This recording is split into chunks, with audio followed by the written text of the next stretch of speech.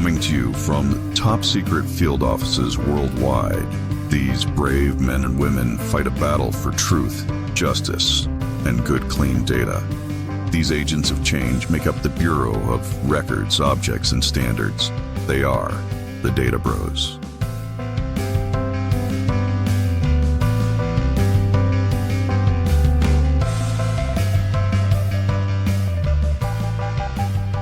Welcome to the Data Bros, your weekly 30-minute appointment with us, the Data Bros, who talk about the comic industry, comic book data, and everything that goes into running a modern comic store. This week, I'm your host, Brian, and with me are Jeff Figley. Kia! And Django Boren. Yeah, that's me. Yeah. All right, fellas, how you been? We haven't talked in a little while. Yeah, it's been 7 days, right? Right? Well, no, it's like at least 14 according to the calendar. Oh, right, because we had the filler episode. Yeah, we had a filler episode. I've just been juicing. You guys were so busy the last little while. I tell you what, I've spent 7 days trying to track down Brayburn apples in town because they're Django's favorite apple, but I cannot find them anywhere for juicing purposes. The only ones I could find were at Hagen, and they were mealy. Yeah. I don't even know if I've ever had a Brayburn. B.R.A.E. While you're looking at it, that's your spelling. So, find them. Maybe Canada's got a wealth right now. Now, do you guys get like the Cortlands or any of those things? Never heard of a Cortland. Interesting. See, because a Cortland is a derivative of the Honeycrisp. Okay. Ooh, okay. And it seems to be a little bit cheaper than the Honeycrisp, and apparently they're more. What's that word where you get more of them? Voluminous. No, I don't feel like I wish we had Bob here right now because listen, quick shout out to our title sponsor, Murphy's Apple Juice. Murphy's Apple Juice. It's the shape, not the taste, but it's also the taste, which is pretty darn good. You could say that about anything. Oh, we can cut that out, right? I don't want to make Bob mad. You can say that the shape is it's the shape. Bob's Jay, right. We've got one group who's decided to give us money in exchange for support, and you're trying to pick a fight with them right now. This is a classic Django move. But yeah. Bob doesn't want to give us money, so maybe we should say the heck with that guy. Bob knows what's best for Bob's business. Yeah. Carrie, listen, Carrie's where it's at. Hey, fellas, let us talk this week a little bit about email marketing, what it is, how to do it, and most importantly, how not to do it. Because as my partner Craig says, marketing ruins everything. That's a good tagline. We're doing, especially since the parent company of Managed Comics is North IQ, a internet marketing company. Wow. So yeah. Are they paying for this episode? Yeah, they should, right? They should. At Managed Comics, we've been doing, so this year we're going to do 12 different monthly, so over the next 12 months, we're going to do one monthly article, and we're going to kind of break it down into like 4 weeks of little segments about it. So this is me kind of cheating and drafting off something I've already done so that I don't actually have to think about a topic this week, since it's my week to think about a topic. But because of that, it's really top of mind. I think we should talk a little bit about why an email list is a valuable asset. When I ran a comic shop, I considered it as valuable as any other asset we owned. What some best practices for email list management and growth are, how to deal with compliance and marketing permissions and all that nonsense that we have to deal with now. And maybe even some of the tools for email marketing. And of course, like most importantly, how you guys use email. I'll talk a little bit about how we use email at Managed Comics, and we can go into a little bit of kind of how our tools are actually using email. Talk a little bit too about the difference between a transactional email, which is an email that is triggered by a transaction, versus a marketing email, which has very, very different rules that are around it. Yeah. Let's set some ground rules though. This is the format that we use here at Data Bros, and we're not going to deviate from this format in any way, shape, or form. Ever. Never again. We're not going to go backwards. We're not going to go sideways. This is the way it is. We go data broification first, which is the underlying data that supports our subject. Next, we go industry yammer, which is how the industry supports or presents challenges with our subject matter. And Word. finally, we'll talk about shop talk, which is really the practical ins and outs of the subject and how we deal with that topic in a retail environment. So just so I'm clear, we've got these and we got the tight 30. Any other rules? I think that's it. Like, go back to your corners and come out swinging, I think is the last. Oh, that might be fighting. Yeah, no, I don't think we have any other rules. Okay. Jeff, can you think of any rules that we need to No, abide I by? mean, I just the old decency code, assume positive intent. All right, let's get into some data broification. What are some reasons you should be using email marketing? First of all, let's just, for the record, do you at the Comics Place in Bellingham, Washington, currently use email marketing for anything? We do. We send out a weekly email that mostly Jeff writes. It focuses on the comics that came out that week and usually has some tie into whatever documentary Jeff has been watching. Sounds right. Yeah. You know, I don't love email marketing, and I'm somebody who gets a ton of emails, and because of that, I kind of hate email.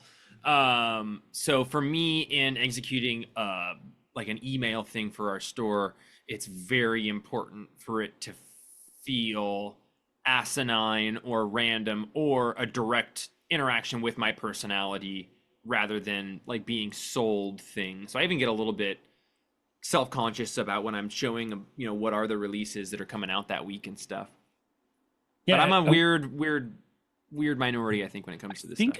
I'd like to dive deep into your specific emails because I actually get your emails and read them, and I find them to be a hoot.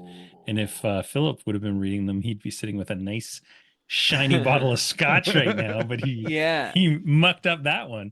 He did. But we can go into that a little bit in detail, because I think the fact that you guys speak specifically to specific people sometimes is part of the charm of your emails, and that's what I love, because it gives it like that insider feeling, like you're looking at something you shouldn't be looking at.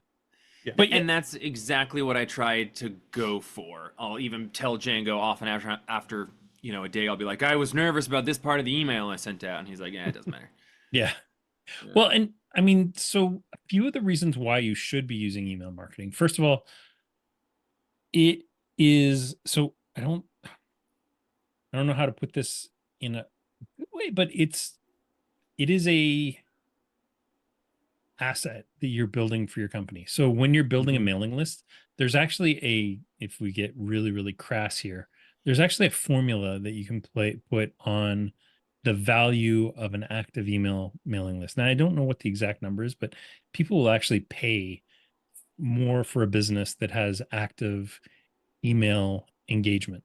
Right. So that's just something, like, if you're building, you know, nice fixtures and good logos and all that stuff, I think an email mailing list is as important. And one of the reasons for that is because, sure, you've got all your social media channels, but with any social media channel, you're at the mercy of the algorithm, right? And that algorithm, they might even change the name of it, and everybody might run away from Twitter. We call it X now. It's called X. Oh, sorry. But that's a great example where, like, you know, the entire, through no fault of anybody who's been building their brand on the former Twitter, that place is a ghost town now. Right. And the people that are there are not necessarily engaged in, you know, commerce conversation. They're engaged in this weird political war that's going on over in that land. Man, that's a dark place to be in. I spend a lot of time there. It's weird. It's gotten real weird. Yeah, it excels for certain subgroups of media and is really a cesspool for other ones. Yeah. And with Facebook particularly, you can just get like hidden for months at a time and not know why. And then suddenly the algorithm decides that you're relevant and brings you up. Now, with an email marketing list, you have control of when you send those emails. You have control of, you know, the subject line, which is going to be more readable or less readable depending on what you're doing. Even like something as small as the preview, you're in control of that stuff, and it doesn't really change from email to email. So that's a number one thing. And from a cost effectiveness standpoint, I think email marketing is one of the highest ROIs. I can't remember what the numbers are, but there's like there's actually metrics out there, and they're easily Google. What's the ROI of email marketing? It's definitely the highest of any of your email marketing channels that you can do, or any of your marketing channels you can do. And again, once you built that direct audience, you don't, you know, you can market to that however you need to. And then, of course, it also helps to boost your customer retention and your customer loyalty, and even like your brand recognition and stuff like that, just by having good, solid emails. So, so there's got to be a lot that goes into it. I think that we've kind of fallen into a mode that works well for us, and we get a lot of good feedback about it. The feedback we get is, hey, I read your email. It's not necessarily, hey, I read your email and I spent $100 because of it. Correct. And we don't kind of purposely, we don't really track that stuff, because we're going for more of a genuine feeling communication with customers, and potential, just fans of the store. I'll bet that somebody could look at what we're sending out every week and come up with the perfect silver bullet to maximize profits, and kind of the Murphy's apple juice sort of thing, where you're making apple-free apple juice all of a sudden. Yeah, and the thing about that is, like, what I've seen in the past is, when you start going down that route and you start, we're going to send out 14 emails a week because the marketing person said that 14 emails is the optimum number of emails to send it, not 13, not 12, not 15. What we see all the time is just like, I don't know, it never works. It just doesn't, I always say that, like, a marketing technique will work once, and then they close the door on that technique, and nobody else is going to be able to use that technique to get in again. So yeah. And like, it's funny you mentioned that, that people say anecdotally, I read your email and it got me into the store this week.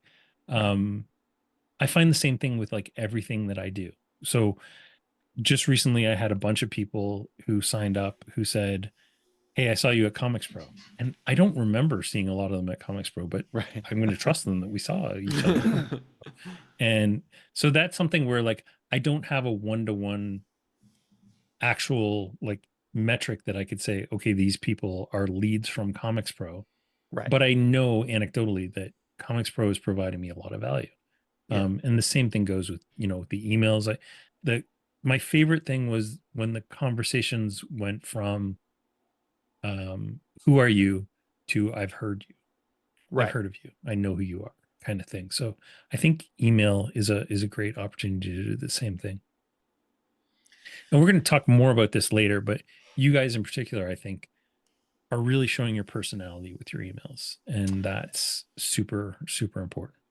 And in my mind, that's the purpose of the email. I think that, the thing that I think about is that people are given an infinite number of choices as to how they can acquire comic books.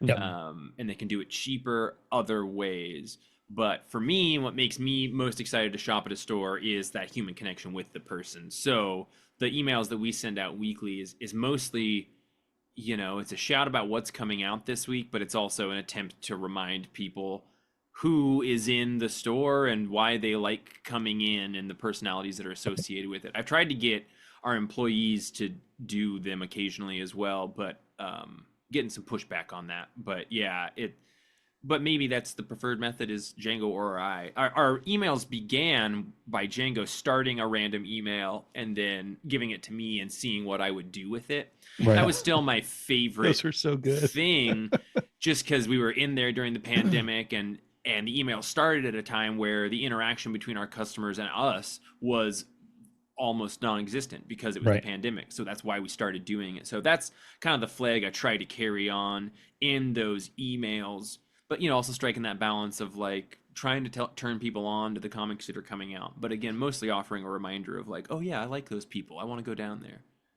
Well, you know what, speaking of liking people, This week, as every week, we have our sponsor, Murphy's Apple Juice. Oh, I love Murphy's. And this week, we got an email from Carrie, the chairperson of the Okay. board of directors of Murphy's Apple Juice LLC. Perfect. And she writes, "Hey, bros, we're working on loads of exciting things here at Murphy's and sorting out some internal issues. This week, we'd love to take it back to basics and ask you, what are some of your favorite Murphy's Apple Juice memories? What's a moment in your life that Murphy's was there for? And what do you remember about Murphy's in your childhood?" So Canada, what time do you think you got that email? I don't know. I'd have to look at it. It came earlier today. I think it was like 3:15 p.m. Okay. today, See, that's Eastern perfect. time. That's and that'd be perfect. noon. That'd be noon been- Modesto. I've been getting emails from her at like 10 or 11 o'clock Pacific time, and Really? hard to describe any other way than liquor infused. Don't Yeah, tell there's some Bob. stuff going on. There's some stuff going on there. So I'm just pumped about the clarity and actual kind of cohesiveness of this question. Very good. Do you guys have any Murphy's memories from your I childhood? mean, ever since I was a kid, I've been putting Murphy's on my cereal. I'm not really a sweet cereal guy, but Cheerios and Murphy's is pretty awesome. I think they call those Apple Jacks, don't they? They do. I mean, you could. You could. Tell me another way that you want to eat the shredded wheat. Like you want it soaked in savory apple. shredded wheat? No, thanks. I'll have apple juice. I'm obviously taken back to, I mean, the first sort of childhood summer memories I had, at the playground. Your mom would drop you off at the playground with a little jar of jam and a juice box of Murphy's. And I remember, being on the swings, telling the girl sitting next to me, because we were going equal, speed, like we're married or whatever. And then, being afraid of like, don't swing over the bar, you'll get turned inside out. I loved the Murphy's apple juice in those early days as the sun was rising, on my setting existence. But particularly when you would fall down after a scrape on the swings or wherever, I mean, Murphy's delicious apple juice, also incredible antiseptic. So you don't even need rubbing alcohol. So you fall down, you put a little of that Murphy's J on a cotton swab, put it on your freshly acquired wound, you're good to go. Do you remember the 6 months when they had the promotion where it came with a Band-Aid on the back of the juice box? Absolutely. Like they only sold it to schools, but yeah. So do you want to? So I have a Murphy's juice injury story to give you. I don't know. Actually, geez, I don't know whether I should even tell this because it could. Our tight 30 is going to be 20 minutes of talk. I'm just worried because they could get upset because I'm telling, but I mean this in a positive light. Now, Murphy's hasn't been available in Canada since 2003. Right. Sounds right. But before that, and I think it's actually got to do with the bottles. Well, the bottles and the tax difference. The shape and the shape and the tax. Yeah. Well, a couple of the bottles were considered pretty controversial here in Canada. So, adults only. So the I don't know if you guys remember the donut shaped Murphy's bottle. Yeah. So I had one of those at the playground, and I was sipping on some juice as you do, swinging, and I actually broke this tooth. Like I don't know if you can see it. I got I do big see chunk. it. Yeah, way bigger than the others. yeah. The chunk there that's missing is actually from the bottle. Like, yeah, it hit me the apple smack. as I was swinging. Oh, the one next to it. Yeah, not that big one. The one that's kind of half Mono That's the tooth. one. Yeah. So and it wasn't long after that they stopped selling the circle container in Canada. I think my mom had something to do with that, possibly. Nice. But highly likely. but then in 2003, like Allen's came in, and I've always wondered, Jeff, if Allen's apple juice is in any way associated with Alan Murphy. Because Allen's is the name in Canada. We haven't had Murphy's since 2003. So when you get on to like murphysgenealogy.com, Allen is just a grayed out box in the family tree. It's interesting. Like they don't talk about his children, the work that he's done. He's almost been excommunicated from the family. That's have to imagine it's a competitive apple business. Absolutely. All right. Well, we don't want to make this the official Murphy's Apple Juice podcast. So I'm just I'll end this with Murphy's Apple Juice. It's the shape, not the taste, but it's also the taste, which is pretty dang good. Yeah. Great And tagline. it's fantastic. We're gonna jump right into some industry yammer. Yammer. I was just wondering, Bam. could we talk about some folks who do this well in like, because I don't know about you guys, but I get a ton of publisher emails every week. Yep. And there's a couple of them that stand out. Is there any of them for you guys that really stand out that are like when you get one of those ones, you crack that open because you're actually interested in seeing what's in it? You trying to get us in trouble? Well, I'm just curious if there's anything, there that you love, or is there I anything? I mean, it doesn't even have to be comics, right? There might just be like, I'll tell you right now, when David Harbour sketched email comes in, that's like I literally crack that open the Fair moment I enough. get it because they're I spectacular. I read that. I don't read much from the publishers, but I see them as I archive them. There's just so many. Like as There a really retailer, there's hundreds in a day, and there's no way to really tell which ones have important information. There's just not enough hours in the day to really engage with them all. So keeping Yeah. that in mind, how do Yeah. you learn about like a new publisher initiative? What do you guys, what usually is the thing that rattles you? I mean, seems like their communications through Facebook conversations and like the retailer groups and the responses happening there seem to like kind of throw a flag up for Django for things that he will pass on to me. You know, I do frequent a lot of comic book websites, so those news things will come up on those. You know, like everyone loves and hates, but mostly hates Bleeding Cool. But that one has, early information on those sorts of initiatives.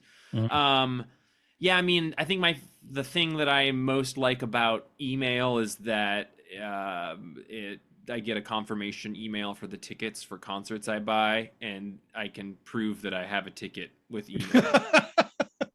But I hate email. Like Django knows, I hate it. You do. I'm You hate it. I'm a bad even person I've for heard this that episode. story. Yeah. You got a tough crowd here, Brian. When do they work?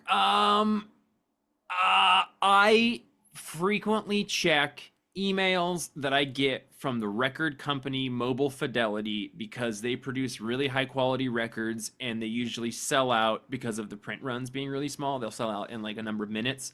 So when I see one of those, I will check it to see if it's the specific Bob Dylan album I've been waiting for to come back into print for like a year and a half. That is an instance of like an email list that I use. Yeah. It's funny because I'm just thinking about there's one specific email. I don't want to spoil who it is or who sends it, but there's one specific email that I get every month that has a subject matter that's formatted the exact same way every month. And that is like the email that basically tells me that the monthly catalogs are ready to go. So as soon as I get that email, it's like Pavlovian. It usually comes on a Thursday night. That's And then I awesome. just go into action and start cleaning up all the monthly data. Yeah. And last month I may or may not spend like almost 2 weeks fixing things that are still broken. It was a rough month. I mean, the conversation that comes to mind for me around email is a conversation that Django and I've had a lot, which is, email is very useful in the hands of people who can and do curate the way that their inbox functions. Sure. So yeah, like different like tabs for promotions and filtering emails as they come in. And it doesn't really matter how diligent I seem to be. I'm still like getting tons of things in my main inbox. But I think that like the people who email works well for are the people who curate that stuff well. And there are a tremendous number of those people. And there are people who just like email, like you go to Bleeding Cool. I never go to Bleeding Cool. Yeah. I go to Facebook. You rarely go to Facebook. So I think as a marketer, you have to meet people where they are. Yep. And some people are super on email. Exactly. Yep. It's funny you mentioned that, Jeff. All my emails that are for the publishers go into my updates folder in Gmail. And that's just where I know to go and look for all of them. When you want to read 300 emails. to Yep. our listeners, I Currently would have. love to hear back from our listeners, people who do send out emails for marketing Yeah. and stuff. How does that work well? Like, what is the return on investment for you guys? What is working well, or when do you see that stuff working? And then for our listeners on the other side of it, you know, I'm openly talking about being a bad person to have opinions about this specific thing, but I am curious to hear from the people who do get emails and what does work. And when I do hear people read our email, I'm like, oh my God, okay, right. I forget that people do that. Yeah. I'd love to know like what kind of objectives, campaign objectives and like marketing metrics do they have? Because as much as we've said previously that, you know, those things don't matter, I still crack open my opens and click-through rates and make sure that they're maintaining, you know, in the 20 to 40% range, especially for opens. Like I want people to be actually looking at my emails. They may not click Yeah, through them. But if I do see something is like performing super well, that will be something I'll try again. Like, definitely. you know, and we've had some really good success recently with a couple of the promotions we did. Just having people click through and book meetings and stuff. That's Yeah, like for me, our ultimate success metric is whether or not somebody books a meeting with me. right. And a couple of the emails that Craig did last month had like I think I want to say I had 42 meetings last month Holy in cow. in March. Yeah, it was unbelievable. It was a great month. Wow. And it's largely because of the stuff Craig did last month. So I'd love to know what marketing metrics some of our listeners have. Like, what are you using as your success metrics? How do you know that this is, or are you just continually pumping stuff into the void and hoping that you're just getting anecdotal stories? I mean, I feel like I'm pretty good at marketing things, but I am terrible at the precise way to do it. Right. Yeah, Like I can get people to come out for a party and right. I can make sure that people know that we have a cool store and I can do the graphic design for a poster, you know, like come up with schemes to get people to interact with us. But I never think about measuring the success. And I never think about like, what are the objectives beyond get them in the store? And I don't know if I would have fun doing that at all, Right. or if I would just be like, no, I'll just like, we should hire somebody to do this because I hate this job now that it's all about the numbers. Well, but also, okay, Django, okay. What I'm you're saying I'm saying doing it wrong, is right? what you're saying is true, but so this is where I fundamentally disagree with you because I think you guys take a look at your thing and you write an email that you would want to get, which is Yes. that is engagement, right? That's engagement Yeah. 101 is I'm going to write, and this is where marketing people get it wrong, is that they start building something for a mythical audience. Like Right. in this Mhm. case, we're comic nerds and you guys own a comic store and you are very much your audience. You know, Mhm. with me as a marketing guy for Managed Comics, maybe I'm not my audience because I'm looking for people that are trying to solve a problem. But with you, like I think it's you just want to build a cool email that gets people into your store. I think Right. that's exactly what people have got to think about. Yeah, and you know, for our emails, like if I write an email, yeah, it is equal parts writing an email that I would want to receive, but then also understanding my limitations. Like I feel real disingenuous when I am seemingly just marketing or something. Like Yep. I don't feel myself when I'm doing it. So, you know, there's an aspect of just being true to myself in those emails that I write, which as many things that I do, you know, it's a haphazard sort of comment on the way other people do it and taking a shitty way out, but kind of making that the thing is how I do things that I don't feel I'm good at. That's the that's the best way to do anything. Yeah, I agree. I agree. Let's jump right into our shop talk because I think we've already been soaking in it. We just didn't Yeah. realize it. Oh, you Um, made Django laugh because you said soaking. Soaking in the shop talk. It's like a sitz bath. I'm curious from like a technical perspective, what do you guys use to send your emails? Are you using? I think you use Mailchimp, right? Aha. I'm not sure if Do you've ever heard of Shopify. you know about Oh, Shopify, Brian? so you're sending them out through Shopify Mail. Yeah. Yeah. Yeah, Cool. I do it Yeah. all through Shopify, which works pretty well, except for like once a month they change the layout or Everything. how things They work. love to So I just have to change one random thing up. refigure out how to do it all. Yeah. Or like realize I have to do it on a new browser from now on. But yeah, I do it all through Shopify because our website, like we push all of our items to Shopify, so it's easy to populate the email with the products that are set to the collections that are, you know, relative to that time period. It's funny because when you guys started using, because I think you started using Shopify during the pandemic, right? Like Oh yeah. 2020-ish. Day one. Yeah. So when you started using Shopify, they were having this massive battle with Mailchimp because they wanted every app that used that that was in their app store to be 100% paid for through Shopify. And Mailchimp was Okay. like, no, on No, account we're of we have a business, right. which is probably at least, maybe a half as big as yours. Right. So they just weren't in the app store. And then there was a big like deal made of it about a year ago that MailChimp's back in Shopify. So you can Oh, use your MailChimp account in Shopify. Hmm. And then you get all those MailChimp tools, which are pretty nice. But I mean, it gets pricey real quick.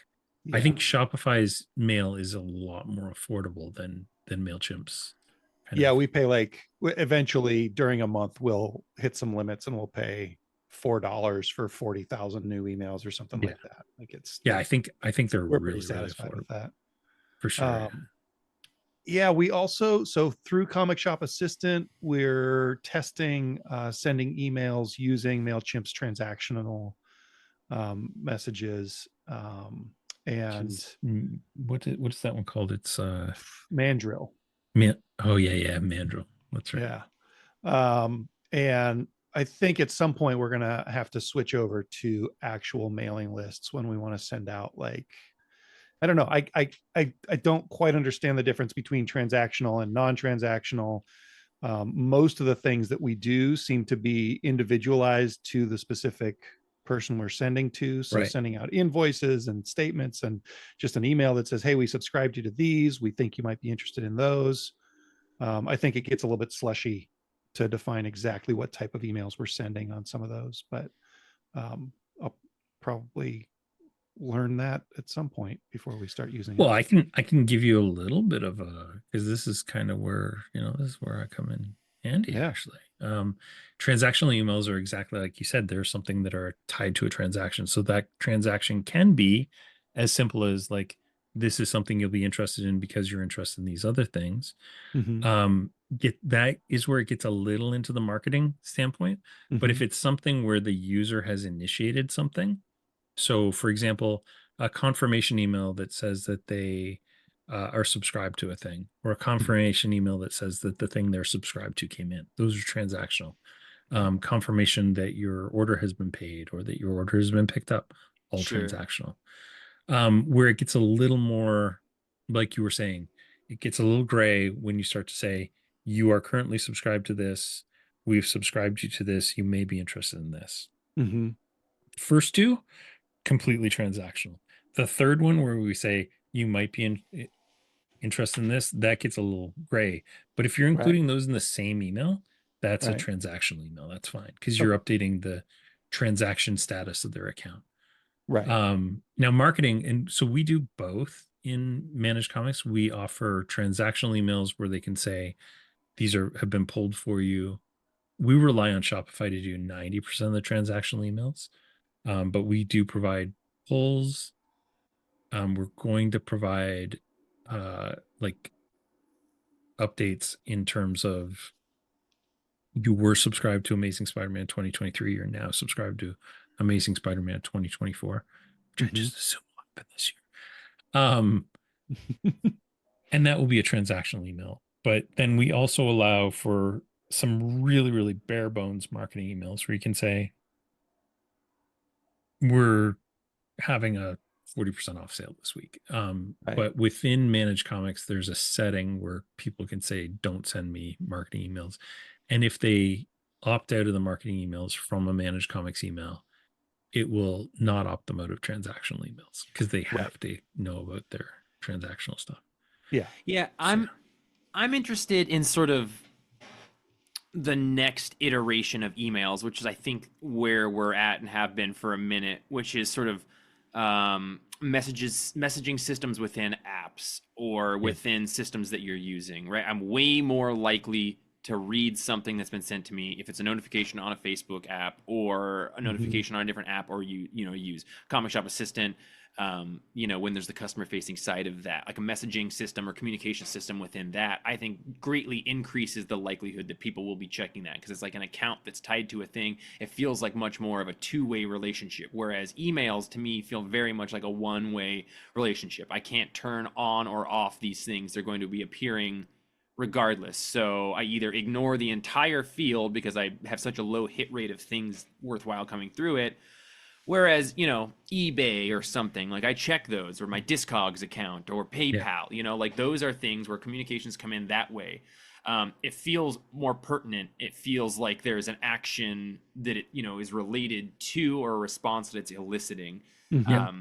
And I think that me growing up using applications like that is one of the reasons that I have a slightly different relationship with email than like Django. And I think it's a thing that will continue separating as time goes on and the way people use these systems. Because I do think a general repository for communications, is not super useful moving forward for a lot of things because we've partitioned so much of our existences off into pockets, your Instagram and your Facebook and your Twitter and all those things. So even getting a communication from those answers the question of what it's pertaining to when you see that notification, rather than needing to go into your email to check it and then see who it was sent from or like which box it's in.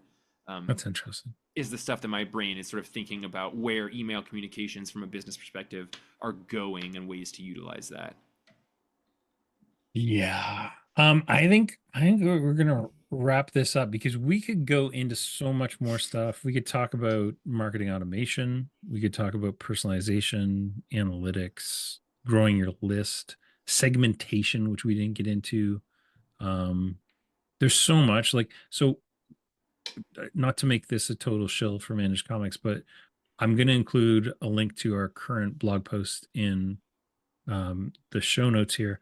And over the next 3 weeks, because we just posted this one last week, over the next 3 weeks, we're going to do a series of different kind of updates to it. And one of those is going to be, I'm actually going to do a video walkthrough of Shopify's email system and really walk through how I would set it up if I was setting it up for the first time. And I'll talk a little bit about segmentation and stuff like that. Yeah. So if people want to check that out, that will be in the show notes here. And hopefully that will give people an idea. Sweet. You should send us an email about this, everybody. Absolutely. Yeah. Send us an email. This is we're a little long. No, that's a No, Jeff at the Comics Place. I will get it, and that is an email account I check often because I ask for communications through podcasts for it. So that's an instance, of like very useful. Nice. Well, if people want to send us an email, they're going to send it to podcast@databrosinc.com. That's DATABROSINC.com. Don't forget to like, rate, and subscribe to Data Bros Inc. on your favorite podcast app, or watch us online at youtube.com/@databrosinc. And you'll find Data Bros and all of our projects at databrosinc.com. You can also learn about the Comet Standard at cometstandard.com. Why don't you guys go first? Django, who are you? I'm Django, and you can find me on the internet. There's not a lot of us. I'm the only Django Boren. And you can also find Comic Shop Assistant, our point of sale software, at comicshopassistant.com and other places on the internet. Jeff? You can find me on Facebook at Jeffrey Figley. You can also get me on Venmo at Jeff-Figley if you're feeling generous. You guys run a comic shop, right? Yeah, we do. The Comics Place, Bellingham, Washington. It's the most fun place to buy your comics on the globe. Awesome. I'm Brian Garside, and you can find me on Instagram, Facebook, and YouTube at Managed Comics, where you'll discover everything you need to know about Managed Comics, or you can visit managedcomics.com. And that is going to do it for this week. We will see you next time. Keep watching the panels. The Data Bros is a joint project from the teams behind Comic Shop Assistant and Manage Comics. Data Bros are Django Boren, Jeff Figley, and Brian Garside. Brian Garside produces and edits the episode. And you'll find more about the Data Bros online at databrosinc.com. Subscribe, like, and review the Data Bros on Apple Podcasts, Spotify, and wherever you get your podcasts.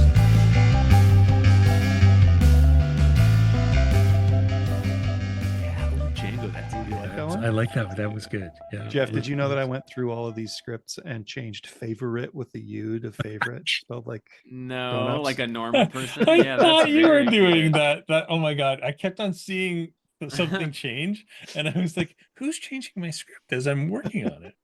That's so funny.